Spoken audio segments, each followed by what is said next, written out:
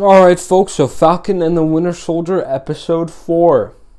Let's talk about it.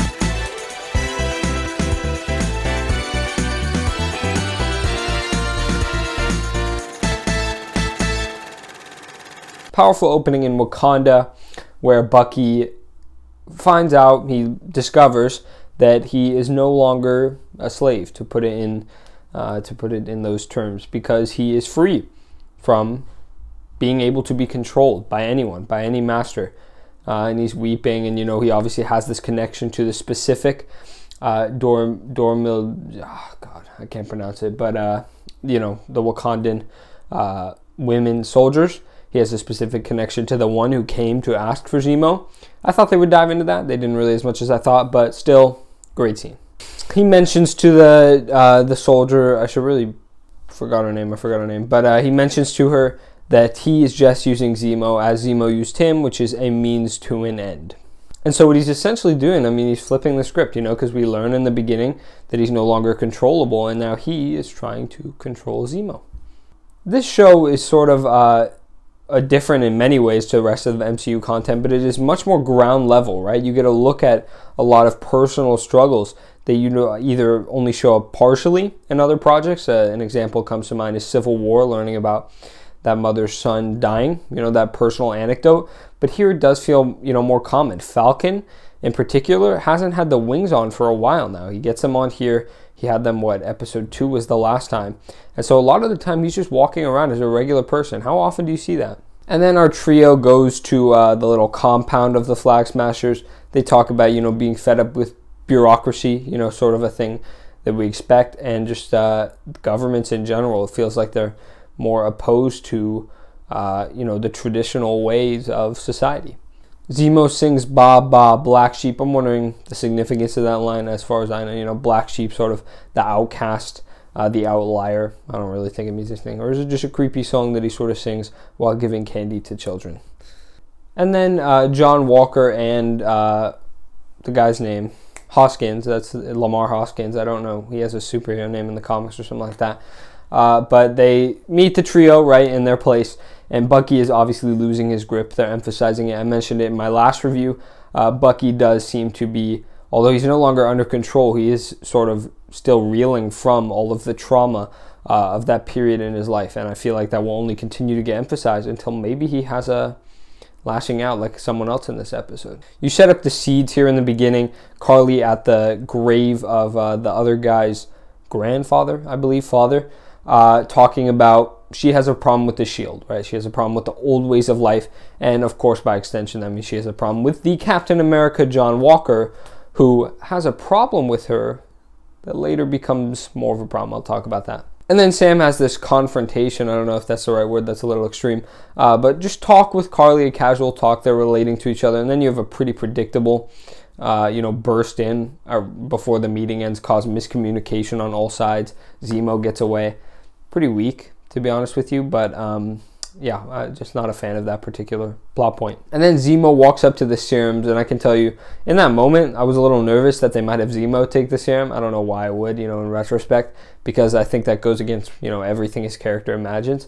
Everything his character is. But they went with something far more interesting, which is Zemo stomping out each one except for one, which John Walker takes. And then they're obviously setting up the Powerbroker, who has still not been revealed. Will it be some specific comic book character? Will it just be a new character? I'm interested to see their role. And they're obviously getting more mad, and now, the Flagsmashers cannot give the serums back, so they will be coming after the Flagsmashers, possibly using Agent 13 to do that. And then you have the fight with the Dormilage, hopefully that was better pronunciation. And then Zemo leaves, now Zemo really has 3 groups looking for him now. You have Walker, Falcon and the Winter Soldier, and Wakanda. So got a lot of people on his tail, a lot of people looking for him, maybe the government. I guess that would, by extension, be Walker. And it's possible that he goes looking for the Flagsmashers. He obviously is a smart guy. He will have some plan, some motive, and he will try to manipulate people, use them as pawns, a means to an end, to probably rid the world of super soldiers. So he might be against the Flagsmashers but work with them anyways, or he will do something to further his goal of no more superheroes. And then we get another reminder in this episode. We learned it in episode 2, but we get a little look in his conversation with Lamar as he has the serum. And he's asking, they talk about their time in Afghanistan, which obviously traumatized Walker. He's obviously a mentally affected man by it. But he still talks about wanting to do the right thing, which makes him, a very interesting character. But we are very clear, especially in this episode, that he is failing miserably, and he is maybe incapable of distinguishing right from wrong, or maybe he's just really a hot-headed guy burdened by these memories from his past that are just really, harming every decision he makes. He cannot be Captain America. He's incapable of it.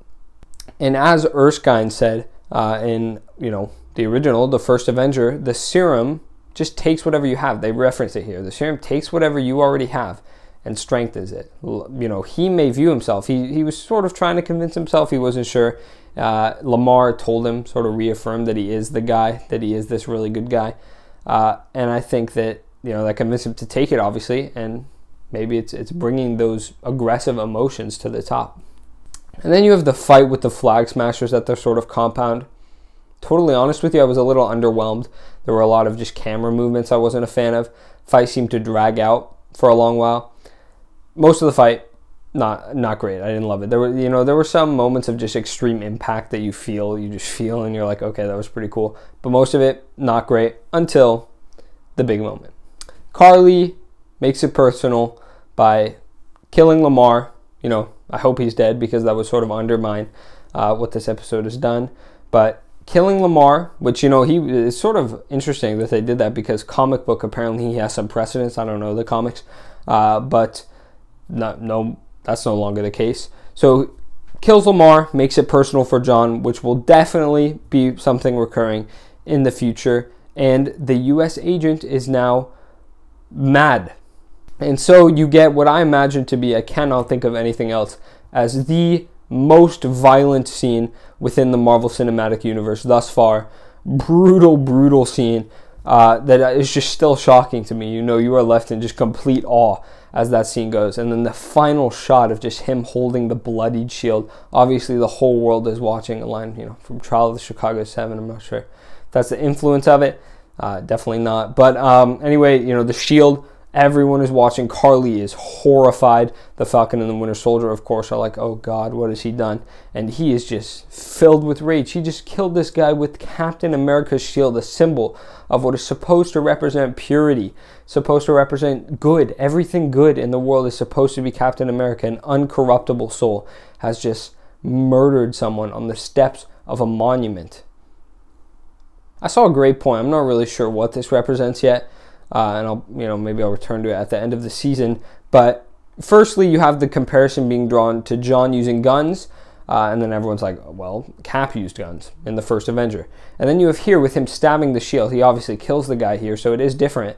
But I saw someone make the point that it is reminiscent of Cap actually, stabbing Tony repeatedly in Civil War.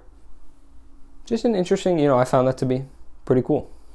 All right, folks, so just the episode in particular, I'm glad that Karli and the Flag Smashers were focused on. I mentioned a few episodes ago, I wish they had more nuance. And I think that, Karli in particular gets it here. And it's been hinted at the whole time. People predicted it. But we are finally seeing, if it hasn't already happened, the descent into madness of the U.S. agent. I have a feeling it will only get worse. We will see, of course, the fallout of this horrific event at the beginning of next episode, maybe in the form of news stories. What will the government say? What will the U.S. agent himself response be? Will he do a little PR campaign around the world? Violent, right? So he's going to have a hard time recovering from that one. Falcon and the Winter Soldier are obviously going to be less likely to work with him than they would before. Are they going to make Walker give up the shield? Well, all of this stuff will be answered.